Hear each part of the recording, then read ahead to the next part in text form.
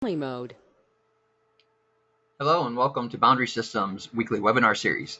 Today, Creo Parametric 5.0, Advanced Assembly Tools.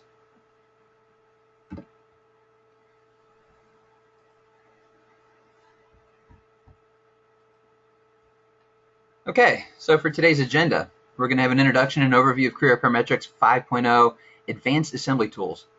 We'll do an introduction to boundary systems. We'll do a little discussion around the overview of AAX, or Advanced Assembly Extension, and then I'll present a technical demonstration. We'll end the day with a Q&A session, and you can ask any questions you may want to follow up with here. Just real quickly, if you look over to the right-hand side on your GoToWebinar app here, there is in the handout section one downloadable PDF file for Creo Advanced Assembly Extension data sheet. All right, so let's get started here. My name is Aaron Spicer, Boundary Systems Technical Specialist. I have about 20 plus years of experience with PTC products. It basically follows around training, consulting, and implementation. And I am a day-to-day user of the product, using it for current customers and on existing projects. Okay, a little bit about Boundary Systems. We're a technology leader.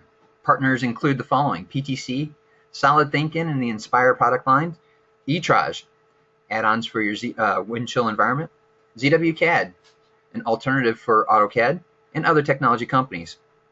Number 16 fastest growing private company in Greater Cleveland. And our capabilities include the following: product lifecycle management, data management, CAD design and consulting, simulation, and product development.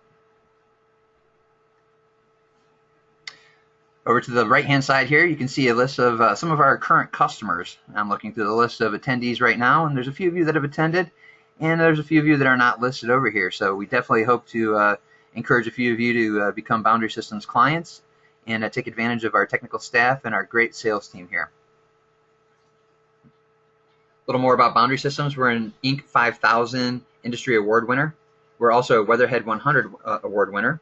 Major accreditations for our company include the following: Windchill Certified Implementer, PTC Preferred Services Provider, and a PTC Certified Training Partner. We have several locations for training around the country, including Chicago, Orlando, South Carolina, Cleveland, Pittsburgh, and many other areas. Contact our sales team to find out more about those opportunities. A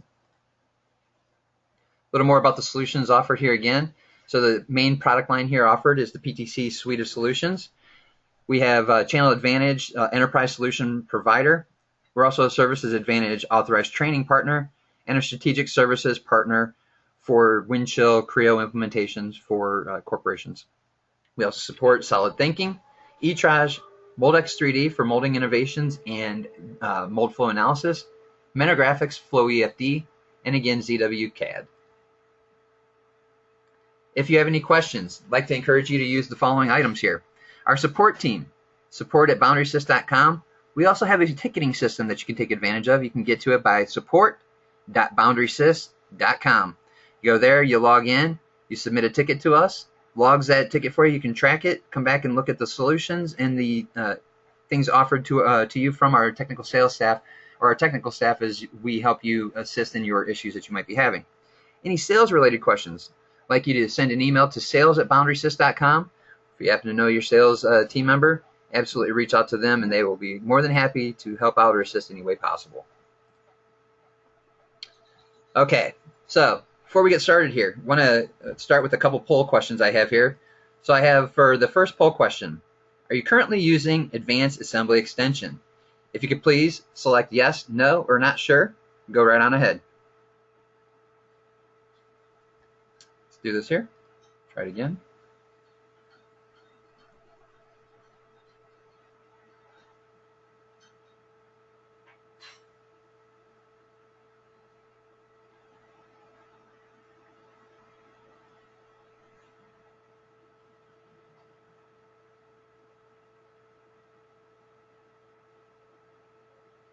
Okay, collecting some responses here. Give me a few more minutes and we'll close this out.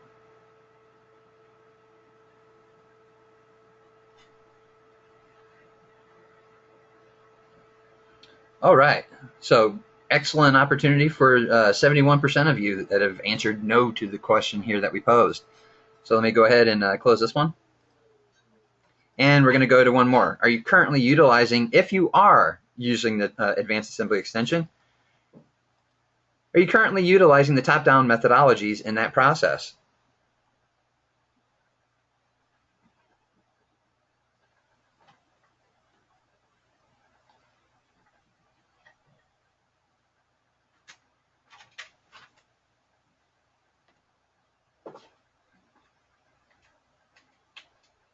All right. So it looks like we got the perfect audience for today's demonstration and technical discussion here. So go ahead and close this now. And let's go back over to our talk track here real quick. So I'm going to give you a product introduction. We'll talk a little bit about the solutions, capabilities, and then some opportunities and values behind the AAX module. And then, as I mentioned, we'll go into the demonstration portion of this. So what is Creo Advanced Assembly Extension?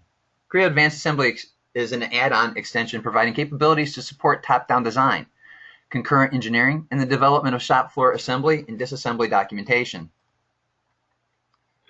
What does Creo Advanced Assembly Extension provide? Well, several things here. So just off the top here, concurrent engineering and top-down design. Define the top-down design assembly structure and manage your concurrent development efforts. Your assembly configuration tools, here to define configuration rules and automate the creation of design-to-order products. Assembly process planning capabilities. So one of the deeper discussions here that you'll talk about or you'll learn about is the process planning. You can streamline the creation of assembly process planning documentation. Who needs Creo Advanced Assembly Extension? Systems integrators. Define the top-down design assembly structure. You're going to securely collaborate, distribute, and share the reference geometry throughout the team members in order to bring the whole product to life. You're going to establish and enforce best practices to manage your concurrent design. So we can keep rules in place and make sure that the entire team are following along during the design process. That means if we have new team members coming in and out of the design process, everybody's on the same page. They know what we're working to and what the basic design has been established and locked down for. Engineers and designers. It's to streamline assembly design and improve the collaboration between those groups. Effectively manage system performance and graphics displays. You're going to automate the creation of shop floor process planning documentation.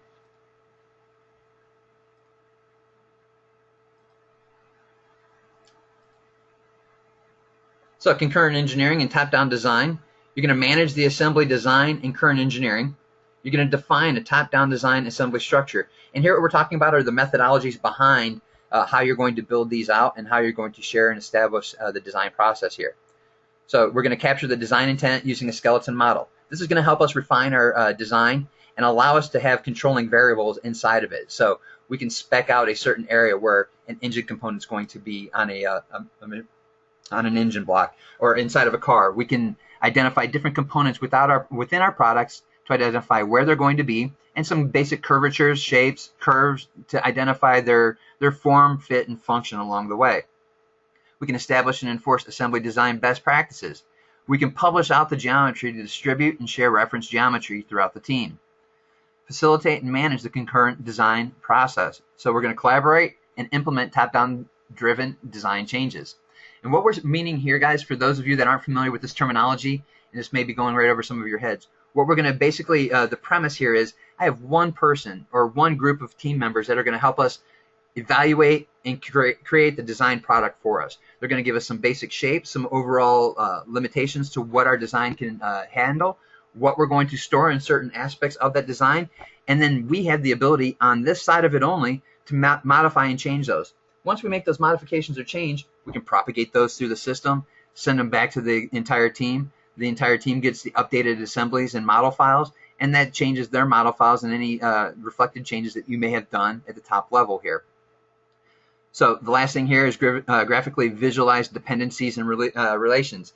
The way that you're going to build these models, and you're going to see some very distinct capability differences between the two, you're going to be able to identify skeleton models versus your assembly components and your part component levels.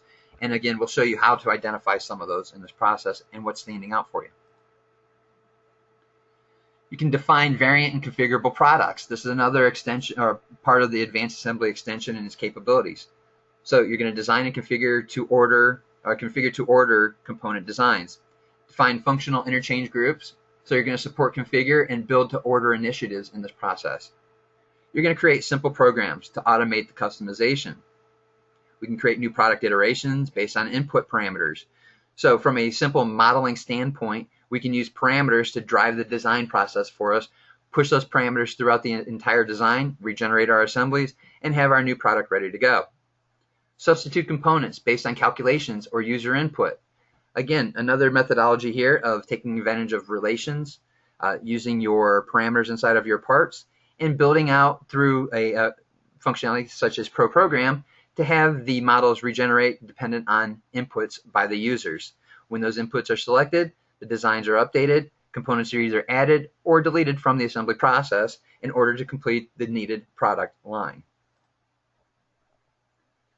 So the next phase that we'll talk about here is the assembly process planning. So we can automate the creation of assembly process planning documentation, easily define the sequences of events for an assembly process, capture step-by-step drawings and the views associated with those, completely document the process. You're going to create an associative manufacturing BOM for each assembly step. You're going to color code models to differentiate the assembled components, improve clarity and understanding of those capabilities. Now, this is something that some of you may have seen in the past. This was a separate module itself for the Pro process for assemblies. This is now integrated inside of the AAX modules, and these are the functions that they're going to talk about here. So a little quick summary here, and then we'll jump into the demonstration. So Creo AAX takes the complexity of designing, managing, and sharing large assemblies. Key benefits for this: we're going to enable more efficient concurrent engineering by sharing geometry features, configuration rules, and other CAD data among design team members. We're going to improve the assembly performance with an enhanced top-down design process that allows faster, easier designs. We're going to use skeleton models to capture the design intent and drive the creation of the assemblies in the designs. We're going to simplify the assembly customization by managing and sharing critical engineering data for the efficient creation of design variants. Develop assembly drawing and process plans more easily. Speeding creation of detailed fabrication instructions and service manuals. So a little bit about the AAX supporting business growth opportunities here. So as a company, why would my managers be interested in taking a look or investing the time and money into a product such as AAX or an add-on for Creo like Advanced Assembly Extensions? You're going to grow your market share with customer-focused products, support modular design and configurable products along the way, improve the ability to fill demands, facilitate planning, collaboration, and concurrent engineering, effectively work with and manage distributed design teams, partners, and suppliers. One thing I want to highlight here, the big advantage and the key advantage to your design processes is top-down design does not necessarily need a PLM solution or a PDM solution in order to facilitate or manage that design process. Having the abilities here with the AAX functionality allows for disparate teams that might be disconnected or may be using, say, local network drives to configure their designs.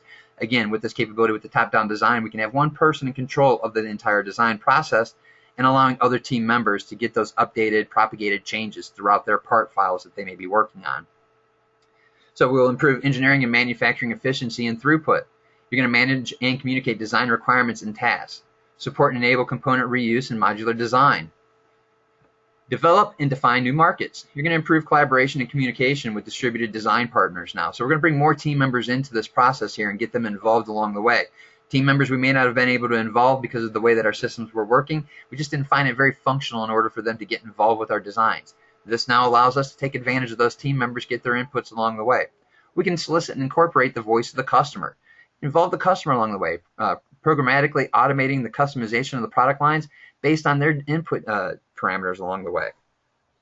So a great way, using your assemblies in front of a customer engaging opportunity, you add the value of being in front of your with your sales team to present the product in front of them, show them the ideas and the concepts of what they have, and at the end, create your new product right there for your customer during the customization processes. And lastly here, supports profitability initiatives as well, so it improves the product development efficiency and throughput. We're going to design to realize price premiums, support design and build-to-order initiatives, increase brand loyalty, leveraging high-quality products and service documentation. Again, tying everything together here and having a single source of truth as we go through this process and we modify one component and everything updates along the way. A part level change propagates through my drawings, through my assemblies, into manufacturing, and any process planning or documentation and technical documentation that I may have put together for this collaborative product. We're going to lower product costs, improve the collaboration and communication between the engineering and manufacturing. Work concurrently with manufacturing to improve manufacturability and reduce the tooling costs. Effectively communicate design requirements to detect, resolve errors early in the design process. Having these things available to the entire team along the entire design process allows for team members far down the end of the line here to actually see what's going on, have an understanding, and allow them to provide some input of that may not be the right way to go with this. We may want to take a different approach to it. So getting other functional team members involved. Engineers are not just engineers anymore, just working amongst themselves. You're involving all team members along the way as you go through this process. We're going to lower the lifecycle cost as well. We're going to improve productivity of team members supporting product development in downstream processes. We're going to reduce the internal and external miscommunications that cause rework, returns, and penalties. We're going to reduce training and repair costs, leveraging high-quality service documentation. And we're going to streamline the creation of downstream deliverables as we go through this. All right, so let's take a quick look at the demonstration here now.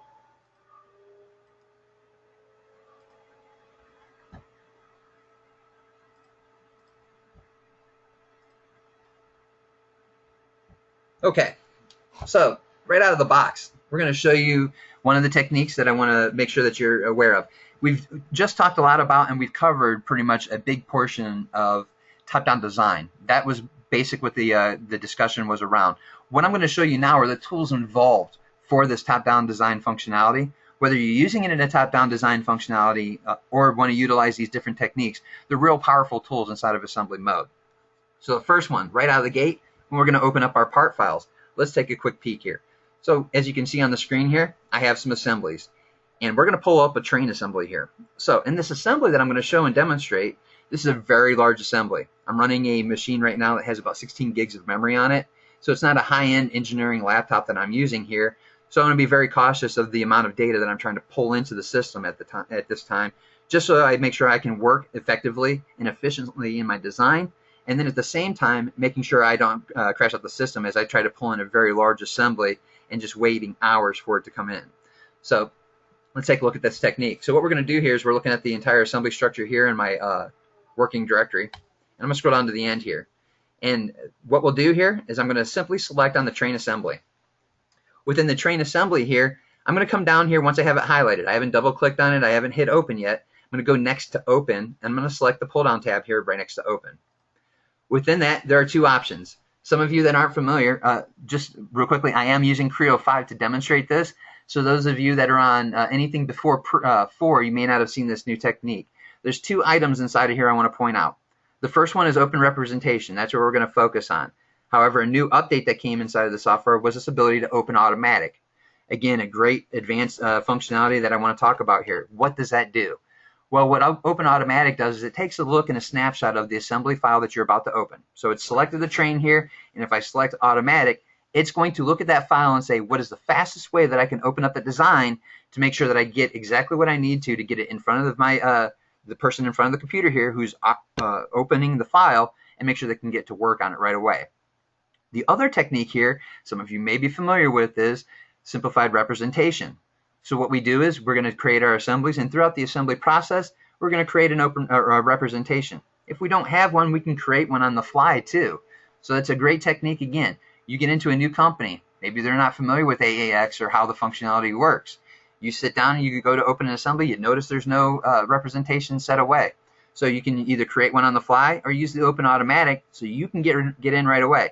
You're warned as you sit down, it may take quite a bit of time to open that. So the first thing is always you want to look and see if you can open a representation. So I'm going to start here and open the representation. And I'm going to scroll through here. You can see there's many different simplified reps that are in this process that are already defined. We're going to start here with Demo Start, and I'll select Open.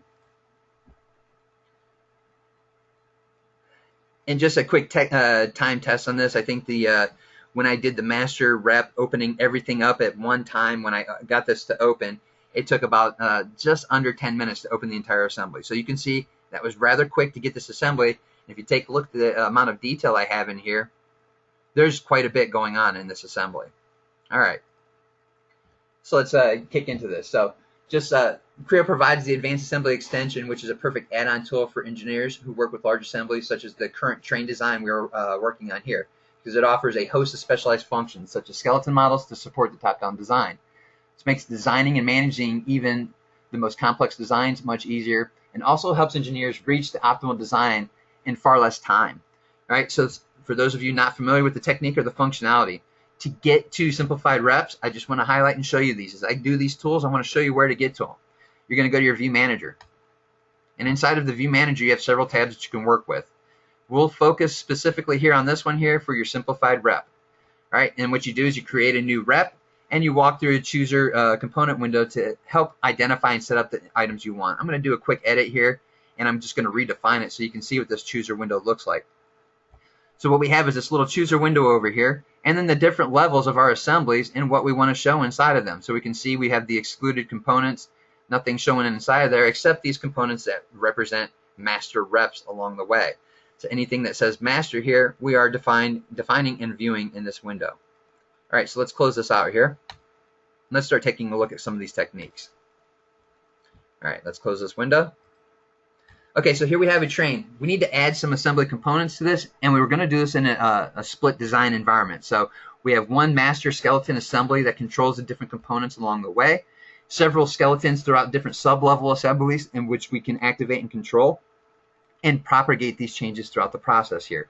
So I'm going to play the dual role here as I go through this. As I switch into the skeleton model, I'm going to propagate design changes and things I want to incorporate into my designs and share those elements with my design team. So let's take a look at how we're going to do that. Okay, so the first thing that we're going to do, let's go here. I'm going to go to my view orientations and take a look at my assemblies. So we're going to start off here in my views, and I'm going to go to my 00 start, have my full view of the assembly here, and you can see over here in my model tree, I'm just going to expand it so you can take a look. The one thing to keep in mind, when you're using the top-down design methodology and you want to put a skeleton in it, it doesn't matter if you've started an assembly process already. You can throw a skeleton model in, and the first thing that it does is it's going to put a skeleton model at the top of your model tree. In my training classes, when I talk about this product and what we can do with it, I typically tell everybody, think of the skeleton model inside of the Creo assemblies here as the skeleton inside of your body. It controls the bending of your fingers to where the indexes all move and propagate, to how your elbows, all your components inside of your body work together. So that's the same concept and technique we're going to talk about here. We're having a skeleton model control the overall body, which is going to be the train for this assembly here. All right. So, and as you can see here, when I create that skeleton model, it puts it at the top level. It puts it in front of everything that you can see here, including any datum planes and datum coordinate systems that may have already been incorporated. Once those are put in, that moves all the way to the top level. You can't insert after it or before it in any instance here. It is the top level of your design now and controls everything in that process. So let's take a look here. We're going to expand this. We see the locomotive skeleton. And I just want to show you what this looks like. If I go to open and you take a look at the assembly here, you can see there's a very unique coloring to the curves and to the surfaces on here. I'm not using any color coordinate or color palettes that I've modified or changed. These are the out-of-the-box settings. So I apologize to those of you blinded by the backgrounds here with the grayish background. These are the colors that are preset and predefined. Again, your color schemes work today inside of any of the other Creo environments. They work in Creo 5 as well. So you can incorporate and change those to modify anything you see here. So as you can see in this design here for the locomotive, for the skeleton model, we've outlined a shape. We've got some walls, interior walls, and some curvatures that are controlling different elements, including the interiors and the outside structure of this train. Let's close that window. So we're going to go ahead and let's start activating and working on some components here. So I'm going to go ahead and I'm going to collapse the top level assembly, and I'm going to expand the different assemblies here. And I'm going to change to my new view here so you can see where we're going to activate this. So I'm going to open this up, go into my next view orientation here, and I'm going to go to the three components that are listed here. They're different passenger cars, and I'm going to show and highlight those. So we've got some surfaces that are now showing up here, some geometry in their places, some of the tracks underneath here to move the components. Now that we have this here, we're going to expand a passenger car, and we're going to go ahead and you can see inside of here again. You can see we have a passenger car skeleton, and I'm going to expand that as well so you can take a look inside there. You can see we have some different identifiers in here, and this is the critical component. I want to make sure that we're identifying and noticing what's going on here. We talked about design reuse, design intent, understanding what it is. I don't have a mess of a model file over here where it's just calling DTM1, DTM2, you know, all the features. It's not just an extrude. It's giving some identifying elements so I know exactly what these components are controlling. You can see we've got a train section here. We've got a car body. So there's an extrude for it. We've got a door section that's identified. We have different patterns for the windows and where they're located at here. So everything is uniquely identified, makes it easy for anybody to step into this design, take a look at what's going on, and utilize any portion of this and modify anything along the way. So the thing that we're going to focus on here, let's go ahead and we're going to go to the passenger car. I'm going to activate the assembly. I'm going to work right inside of the assembly at a part level here, the part being the skeleton model. So I'm going to go ahead and I'm going to activate my skeleton model for the passenger car. All right, so the next thing I need to do, I have my skeleton model defined. I need to publish this geometry out so that my team members can take advantage of it and utilize it on their part designs as they start to build out these different components, these different cabs, these different locomotive components along the way here. So we need to publish some geometry for them to utilize. So we're going to go to our 0-2 view here, change over here, and we're going to go ahead and we're going to do the following. We're going to publish some geometry. So we're going to go over here to Model Intent. We're going to hit the pull-down tab here. I'm going to select Unpublish Geometry. Let's talk about this dialog box here that pops up. So inside of the references, we have different elements which we can select from. Surface sets, chains, and also references. So we want to make sure that we have the active window that we want to utilize in this window instance. And right now we want to look at surface sets. We want to gather some surface sets in this. So we make sure that we're highlighting in that, and we have it highlighted here. The green window indicates what we're picking and what we're selecting on.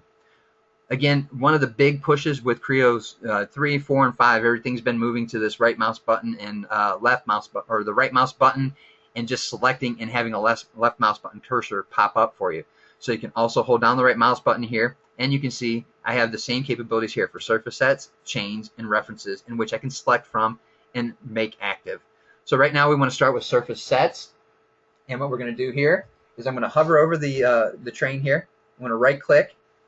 I have my surface sets collected here, and I'm going to pick from a list. So I'm going to pick up here, and I'm going to pick up on this one. Wants me to publish some geometry here for this, and we're going to use passenger car skeleton and the quilt. Let me make sure I got the right one here.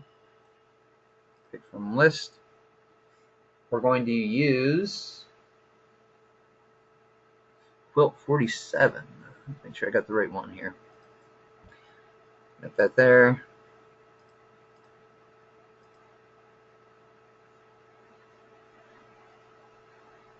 I'm going to be right over here. Pick from a list.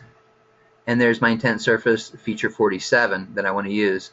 I'm going to go down here, and there's the quilt feature 47. So we'll select the quilt here, and we'll accept it. Okay, so the next thing we want to do is we want to come over here to the Properties tab, and we want to understand exactly what it is that we're using here. Again, uniquely identifying the naming conventions and everything, and we're going to just call this one for structure. Check this off to complete. As you can see inside of my skeleton model, I now have a component down here for my published geometry that's called for structure. All right, next up, I'm going to switch to a new view. Go to view 3 here. Move down the train line assembly here a little bit.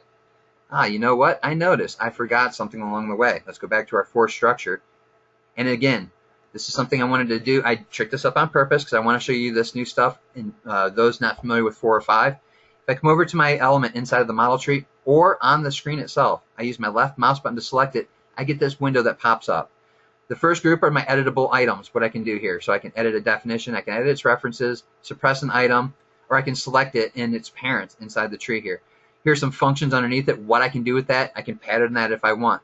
The other ones are visibilities. So locate it for me and zoom to the selected, or hide that item for me. All right, I want to edit the definition here. So quickly I use my left mouse button, select that item, and I can go right into edit definition. I forgot to pick up some chain items I want to use here. So I'm going to go ahead and I'm going to highlight, right click, and I'm going to select chains. Now the box changes green here, and I'm going to pick up a couple components here. I want to pick up the following. I'm going to pick up the curve around the window. I'm going to hold my control key, and I'm going to pick up the curve around here for the inside of the card as well. We'll select the checkbox to complete it. All right, So now with our 3, let's move down here. And we're going to do the same thing here. We want to do another publish geometry. So I'm going to go here, publish my geometry, make sure I got the surface set selected here. Again, we're going to right mouse button and pick. So hover over this, pick from a list. And we're looking for, in this one here, looking for this quilt feature 36 passenger cart skeleton. Accept it.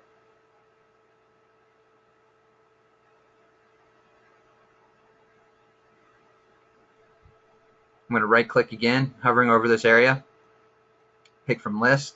Holding my control key, I'm also looking for this quilt 36. So I got both quilts at the same time here.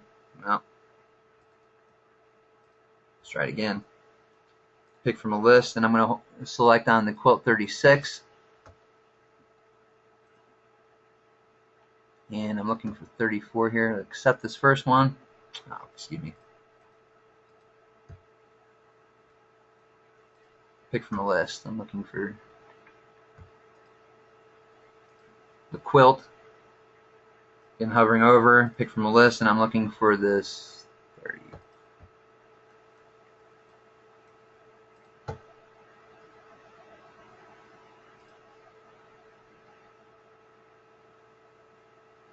Sure I got the right one here. It looks like I want to make sure I got both doors. There it is. So we got both the quilts here, and accept those. So I got the 2 different distances between the doors here of what I was looking for. Again, I want to pick up some chains here, make sure I got any chains. And again, I'm going to pick up the same thing here. So I'm going to look for a window.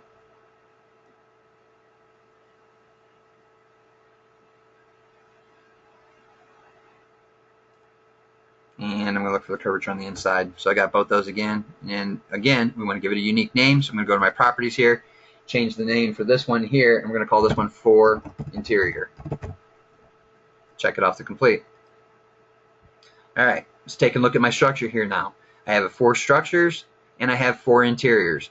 Again, separate items that I can control and collaborate with my team members. Some team members may be working on the interior while others are working on the full solid structures here. So both teams now have the capability to work on their interiors or their structures and have the design criteria needed in order to create their shapes and functions.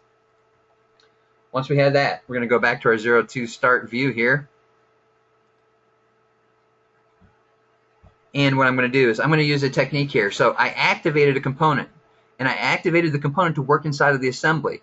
And we did that here. We've got the green identifier here showing we are at the part level. You can see my model tree is at part level assembly or part level mode when I can make any design changes. A hotkey technique here to get back to my assembly level. Several ways, but my favorite one is here, Control A. Control A then takes you back to the assembly level. I'm back at top level assembly now for this process. All right, so now we need to work with the skeleton model a little bit, and we want to copy some geometry. So what I'm going to do, I'm going to collapse down this skeleton here. I'm going to take a look aside here. You can see I have 2 different assemblies here. Going to be playing well with those naming conventions we had. So we've got structure assembly and we have interior assembly. Let's start with the structure assembly. Let's expand it. And you can see inside here, I have skeleton models inside of here.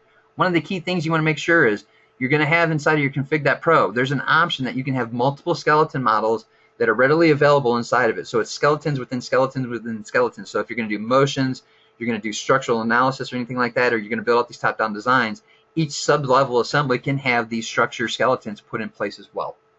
Okay, so we've copied that geometry. Now we need to publish it into, or we've published the geometry. We now need to copy it into the different skeletons here. So I'm going to start with my structure skeleton. Again, using my left mouse button here to activate that, I get the pop-up window. I'm going to activate that skeleton. Now I need to copy some geometry here, and I'm going to do the following. Come up here into my Get Data grouping, and I have Copy Geometry. I'm going to select the published geometry I just created for structure, which again is in this passenger car assembly. So I'll expand it, scroll down here, and I can see for structure. I can select that. I have that available. It's now my references here. It's showing the structure that I'm going to use, and I'm going to check this off to complete the function here.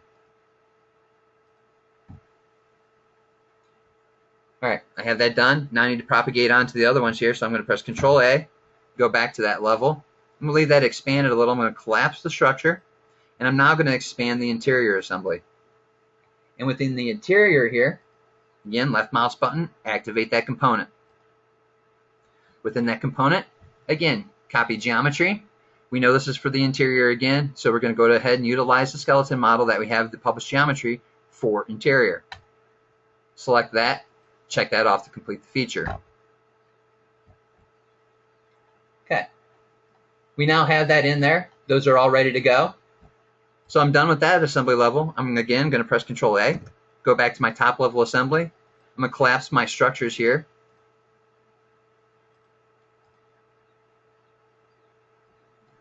And from this level, I've now completed my process here so that other team members can now start activating. So I'm going to go ahead and close out the window. Now we're going to take on the role of the end user who's going to utilize this geometry. I'm going to close out the window here.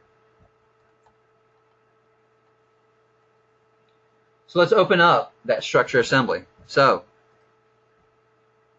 go here. Again, I'm going to change my filters here. Go to my assembly. Excuse me. And I'm looking for this one here. We're looking for structure assembly. So I've got my structure assembly here.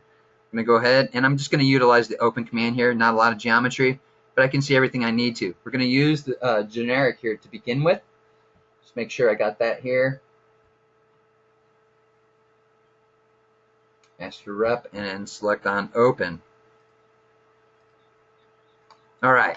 So we started out the design process, but we were missing some of the critical information along the way. So now that we have this published geometry now into this assembly, we can go ahead and start working with the geometry in here. So I'm going to go ahead and I'm going to go to my view here, get a view orientation to start off with. And now inside of my view here, I'm going to create a sweep. So I'm going to go ahead and I'm going to expand the profile 2. Let's go down here, take a look at my profile 2, and I'm going to expand it. Within the profile 2, I'm going to activate it here. So I'm going to go ahead and select it and select activate. So next view, let's zoom in and take a look at where we're going to be. So let's go down to the next view, zoom in a little here, and we're going to take a look at selecting on the trajectory here. So for those of you that can't see it here, there's a curve that's running around here. We're going to select this as our trajectory to utilize for a sweep that we're going to now create. All right, so we're going to select the trajectory here. Once I have that selected, again, remember, as you're creating a sweep function, you need two things. You need to have a trajectory that's defined, which is typically outside of the trajectory function or out of the sweep function here. So we created a sketch here. We've got the trajectory, and we go into the sweep function. Once I activate the sweep function here, we're now going to go ahead and I'm going to create my sketch for that. So I'm going to right mouse button here, and again, I'm going to go to the sketch mode. Okay, so now I have this ready to go. Now it needs a shape that I'm going to utilize here. So I'm going to go ahead and I'm going to select on project, and I'm going to select loop. I'm going to use the loop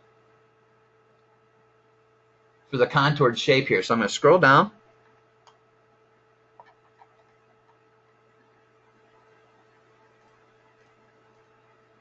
And I'm going to select that loop. So now I've defined my shape here, square, rectangular, or excuse me, a rectangular tubing. Then I'm going to put into this shape, and now I can close this, right mouse button, and I can end my sketch here.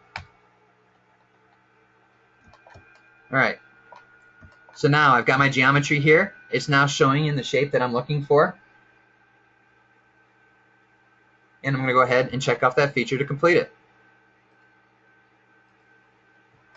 And now I have a new design here, the new structure on the inside of this part, now active in there for profile 2.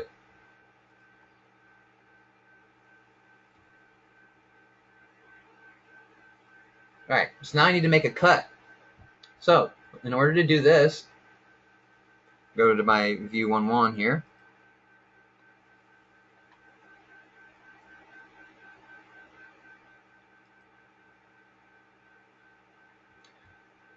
Notice there are interferences between the current model and the beam part model. We'll create a simple extrude feature to remove the material in the interference zones. Here we can see that designing our critical features in the context of the assembly helps ensure a right first time result in this process. So I'm going to go ahead and I'm going to select on the cut feature here. So again, we've already defined the elements that we want to utilize to create this cut. So now that I have that cut feature selected, we can go ahead and we can select on the extrude feature here. The extrude now starts to give, since we've selected something inside of the model tree, guys, You can notice here we've gone right into a design preview of what that feature is going to look like. We get the dynamic preview that shows up here, and we can see it's going to one side of the arrows. Let's go ahead and let's change that to a symmetric cut. So I'll go to symmetric here. Let's toggle this to remove material.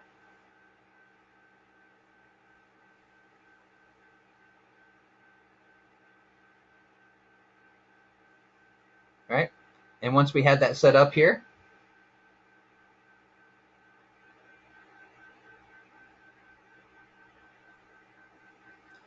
we'll have this now, and we'll go ahead and just check this off. Oops, excuse me. Wrong place for that, guys. Right click. Let's try that again. I forgot to exit out. Apologies. All right. I was in the part mode. I didn't want to make that cut on the part. Let's press Control A. Let's go back to our top level assembly. And we're going to go ahead.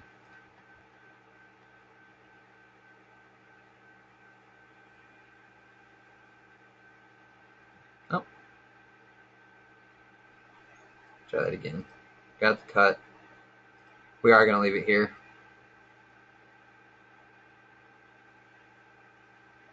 It's on this bar, guys. We don't want to do it on the assembly bars here. We're going to do it on the actual component. Wow. All right, let's try it again. Let's breathe here and try again. Let's do an extrude. Let's change it to a symmetric cut, and let's remove the material. Check this off to complete it. All right, now we've made this cut on here, and we can go ahead and we can pattern this profile. So let's go ahead and let's activate the assembly. Control A. Go back to the top level assembly.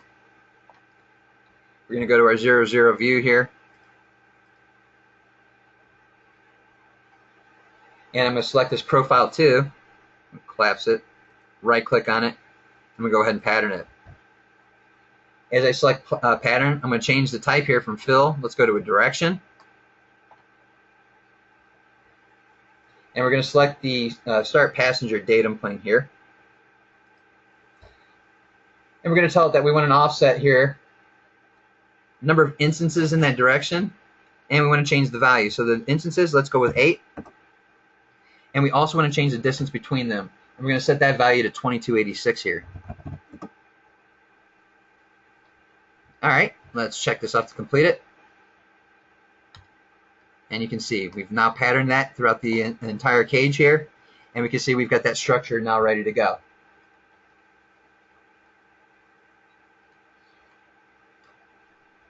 All right, so just a quick overview for you on the capabilities of what you can do here with the advanced assembly functionality and utilize some of those components in here. So again, just to highlight some of the things we've talked about in here, simplified representation. Fantastic way to start your designs. If you don't have any simplified reps that are created, you can start by going in, using your view manager, using the new functionality here, and creating those master reps, walking through those. You're going to use component chooser windows, turn on the items that you want to either exclude or include in your design here. You can also then open up that assembly, allowing for a quicker representation of your views that you're working on. You're working with a large assembly here. You want to get to that design as fast as possible. Boss has told you for the morning what you're going to be working on. Getting down and deep diving on a large assembly, knowing that that assembly could take you 15, 20 minutes to open up, and deep diving into it, making sure that I'm only opening the components that are necessary in that process will help speed your machine along, allow you to work a lot faster and more efficiently along in the process here. Next up, we also covered top-down design methodologies. So we talked about a way to distribute the design throughout the entire team and then allow the team members to take advantage of that geometry that's been published and then brought out into the sessions here. So I hope we've wetted your whistle here a little bit, got you interested in this advanced assembly functionality. We'd like to get you guys to engage with us. If you got any questions along the way, I'm more than happy to spend some time with you and walk you through some of these techniques and then help you get an understanding of this. Boundary Systems also offers a top-down design class. I believe it's a 2-day course. I could be wrong on that, but it covers all of the techniques and what you want to do with the top-down design methodologies. So if you want, you can reach out to our staff. We can get you some information about that process or that class and its upcoming schedules here. So once again, just point out we do have the handouts here for the Creo Advanced Assembly Extensions. If you guys would like a further deep dive on this or you want to demonstrate this to your other team members, we either point you to our webinar here that you can come back and take a look at. Or if you'd like it customized for your company specifically around your types of products, reach out to our sales staff. We'll set up a time that we can demonstrate this for you and work to show your other team members the advanced functionalities for AAX and its capabilities inside of Creo Parametric. So I'm going to go ahead and end the discussion right now of the technical portion here, and I'm going to open up the floor here. Are there any questions that I can help any of you members right now? So go ahead and drop those into our questions window here, and I'll try and field them as they come across. Give you guys a few minutes to populate those. Those of you that are bailing out, I want to thank you for your time today. Thanks for joining us. And again, check our schedules. We typically do these on a weekly pattern here. So if there's a topic you'd like to see covered, please send that over to us. Let us know what you'd like to have covered, and we'll see about getting a webinar set up around that topic as well. So any questions along the way here, guys?